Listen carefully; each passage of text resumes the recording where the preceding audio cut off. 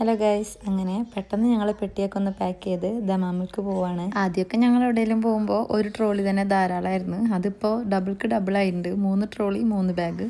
ആദ്യം ഞങ്ങൾ 2 പേരല്ലേ ഉണ്ടായിരുന്നുള്ളൂ. ഇപ്പം അൽഹംദുലില്ലാ ഞങ്ങൾ 4 പേരുണ്ട്. അങ്ങനെ കുറച്ച് നേരത്തെ തന്നെ ഇറങ്ങണം എന്നൊക്കെ പ്ലാൻ ഇട്ടിട്ടുണ്ടായിരുന്നെങ്കിലും എല്ലാവരും റെഡിയായി ഞങ്ങൾ വീട്ടിൽ നിന്ന് ഇറങ്ങുമ്പോൾ 11 മണിയൊക്കെ വിളിക്കുമ്പോൾ എല്ലാവരും ചോദിക്കലുണ്ട് എങ്ങനെ 2 മക്കളെ വെച്ചിട്ട് ഇത്ര ദൂരമൊക്കെ യാത്ര ചെയ്യാൻ പറ്റുകയെന്ന്.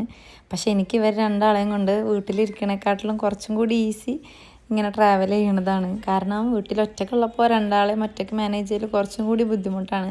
പക്ഷെ എന്നാലും നമ്മൾ വണ്ടിയിൽ എവിടെയെങ്കിലൊക്കെ ഇങ്ങനെ പോകുമ്പോൾ ആവശ്യമാണെങ്കിലും കാഴ്ചയൊക്കെ കണ്ട് അങ്ങനെയൊക്കെ വലിയ അലമ്പൊന്നും ഇല്ലാണ്ട് നിൽക്കും. അതുകൊണ്ട് എനിക്കിങ്ങനെ ട്രാവൽ ചെയ്യണമെന്നൊന്നും വലിയ ബുദ്ധിമുട്ടായിട്ട് തോന്നിയിട്ടില്ല.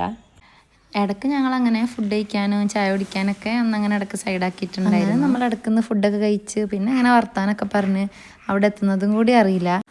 ഈ ഒരു 5 മണിക്കൂറൊക്കെ ഉള്ള ഈ ട്രാവൽ നമുക്കൊരു എന്താ പറയുക, ഒരു 1 അവറിൻ്റെ ഫീലൊക്കെ ഉണ്ടാവുള്ളൂ. അപ്പോഴേക്കും നമ്മൾ അവിടെ എത്തുന്നില്ല. ടൈം പോണത് നമ്മൾ അറിയില്ല എന്നാണ് കേട്ടോ പറഞ്ഞത്. കുട്ടികളൊക്കെ ആയിട്ട് പോരുമ്പോൾ നമ്മൾ ഇടയ്ക്ക് ഇങ്ങനെ സൈഡാക്കി പോരുന്നതുകൊണ്ട് തന്നെ കുറച്ച് ടൈം കൂടുതലെടുക്കും.